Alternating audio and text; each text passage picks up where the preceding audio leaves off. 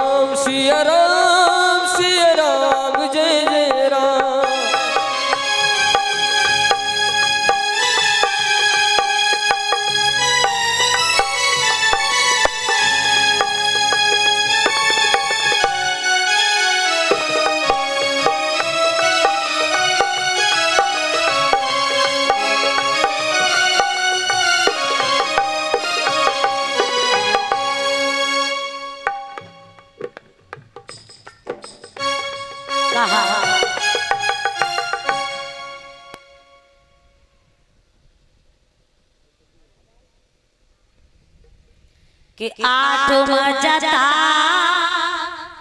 लाभ संतोषा। हे लक्ष्मण सपने उनाई देखे पर दोषा। हे लक्ष्मण जी, लक्ष्मण की माता ने कहा बेटा अगर सपने में भी दोष आ गया, क्योंकि वहां महल नहीं होंगे, वहां महल नहीं होंगे, वहां जंगल होगा, तेरी भाभी जंगल में अकेली रहेगी, वही पत्तों की आड़ में स्नान करेंगी, वृक्षों की आड़ में ही आराम करेंगी, विश्राम करेंगी। हे लखनलाल एक क्षण के लिए भी तेरे मन में पाप आ गया तो लक्ष्मण 14 वर्ष की तपस्या बेकार हो जाएगी। बता क्या बन हो जाएगा? अब तो लक्ष्मण जी का मन घूमने लगा, अब क्या कर? अगर लक्ष्मण जी ने विचार किया कि जब तक मैं जग रहा हूं, अरे जब तक जगता हुआ तो मन को कंट्रोल कर सकता हूं, लेकिन सोने के बाद तो व्यक्ति अर्धमृत्यु के समान होता है। भाई सोने के बाद तो अर्धमृत्यु के समान है, तो सोने के बाद मन में अगर कुछ आ गया तो सपने में तो जानते हो लक्ष्मण जी अपनी माता को पकड़कर महलों में ले गए और बंद करके दरवाजे कहने लगे, माता मैं तुमसे कुछ कहना चाहता हूँ। उन्होंने कहा बता लखनलाल। उन्होंने कहा माता जो मैं तुमसे कहूँगा उस बात को कह तो आप जानोगी और के मैं जानूंगा, परिवार में तीसरा सदस्य उस बात को नहीं जानेगा। उन्होंने कहा बताइए लखनलाल। माता ने सोचा कि लक्ष्मण को मेरी बात समझ में आ गई, अब ये बन जाने से मना कर देगा। पकड़कर अपनी माता को ले गए और जाकर के कहने लगे हैं कि माता सुनिए, अगर सेवा तन मन धन से होती है और अगर सपने में भी दोष आ गया तो तपस्या बेकार हो जाएगी, लेकिन माँ मैं जब तक जगूंगा तब तक तो कंट्रोल है, कुछ गलत नहीं सोचूंगा, लेकिन माता सोने के बाद तो अर्ध मृत्यु के समान होते हैं हम। अगर सपने में सोते समय सपना आ गया और उसमें कुछ आ गया तो बोले तभी तो समझा रही लक्ष्मण के जाने से मना करते बन को। तो लक्ष्मण पैरों में गिर पड़े, पैर पकड़ के बोले माता एक बात कहना चाहता हूँ। बोले क्या? कि माता अगर सपने में भी दोष आ गया तो पाप लग जाएगा, तपस्या बेकार हो जाएगी। तो माँ मैं तुम्हारे चरणों की सौगंध खा के कहता हूँ कि 14 वर्षों तक वन में रहूंगा पर सोऊंगा नहीं। माता मैं सोऊंगा नहीं, 14 वर्षों तक नहीं सोऊंगा। पर माता इस बात को किसी और से मत कहना। लेकिन जानते हो श्री हरि नारायण तो सब कुछ जानते थे। राम जी को जब इस बात का मालूम पड़ा तो श्री हरि नारायण रो पड़े, राम जी रो पड़े। राम जी ने मन में विचार किया, हे लखन तेरे जैसा भाई दुनिया में होना मुश्किल है, तेरे जैसा भाई संसार में मिल नहीं सकता। एक लखन ने अपने भाई की खातिर 14 वर्षों की नींद त्याग दी। क्या संसार में कोई त्याग सकता है? क्योंकि प्यारे हर चीज के बिना आदमी रह सकता है। जब नींद आती है तो कभी बिस्तर नहीं देख सकता, नहीं देखती। कोई जाने न जाने जब लक्ष्मण जी साथ जाने लगे तो राम का मन अंदर से रो रहा था। हे लक्ष्मण तेरे जैसा त्याग तो दुनिया में कोई कर नहीं सकता। तूने इतना बड़ा त्याग कर दिया मेरे लिए और माता से ये वचन ले लिया कि किसी से कहे ही नहीं। लेकिन शायद तू नहीं जानता लक्ष्मण कि तेरी इतने बड़ी प्रतिज्ञा से मेरे मन को कितनी पीड़ा पहुंची है। क्योंकि कहते हैं दुनिया वालों भाई कितना भी बुरा हो लेकिन बड़ा भाई कभी अपने भाई का बुरा नहीं चाहता, अपने भाई को कष्ट देना नहीं चाहता। तूने नींद त्याग दी, लेकिन ये मैं जानता हूँ लक्ष्मण कि तेरे 14 वर्षों तक नींद त्यागने से मुझे कितनी बड़ी पीड़ा है। एक पल के लिए विचार करके देख लक्ष्मण कि काश तू नहीं सोएगा तो क्या मुझे 14 वर्षों तक नींद आ सकती है? जिसका भाई ना सोए उसके भाई को नींद आ जाएगी।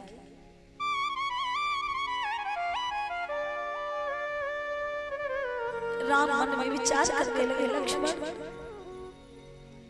कैसे तेरा ऐसा चुका हुआ। और जानते हैं भगवत प्रेमियों जब राम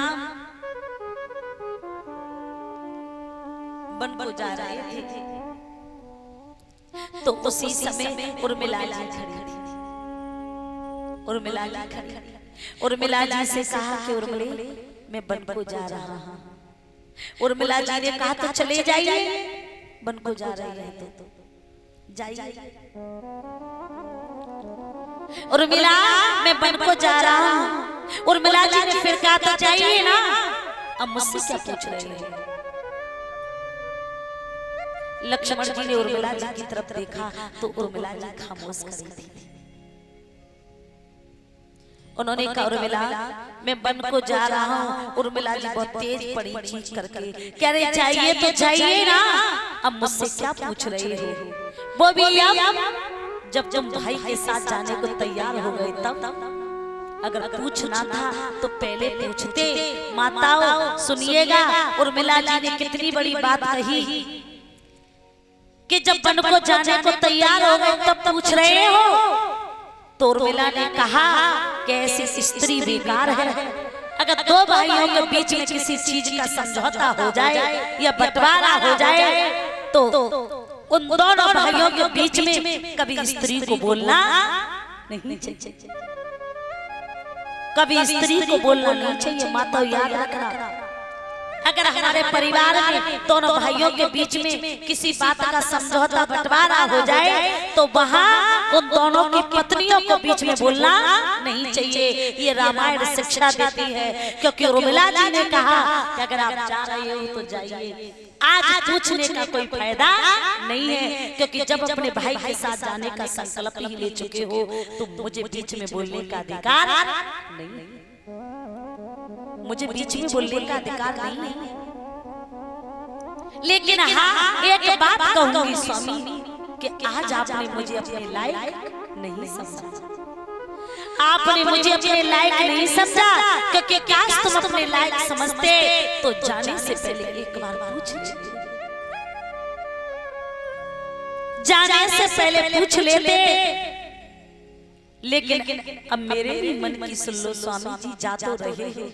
तब उर्मिला जी ने कहा कि आप जा रहे हो इसलिए क्योंकि आप अपने भाई के आज्ञाकारी भाई हैं, और जानकी जी जा रही है इसलिए क्योंकि वो अपने पति की पतिव्रता नारी है, और प्रभु जा रहे हैं इसलिए क्योंकि वो अपनी माता के आज्ञाकारी पुत्र हैं। लेकिन उर्मिला जी ने कहा प्रभु मैं भी तो आपकी पत्नी हूँ, मैं भी तो जीवन में कुछ आपके लिए त्याग सकती थी, लेकिन काश आपने मुझे इस लायक नहीं समझा। उर्मिला जी ने कहा कि जाइए, मैं भी संकल्प करती हूँ कि 14 वर्षों तक लौट कर नहीं आ जाओगे, ना भोजन करूंगी ना जलपान करूंगी, ना भोजन करूंगी ना जलपान करूंगी। ये मेरा त्याग है,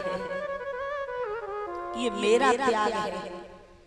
कितना बड़ा त्याग किया था रामायण में।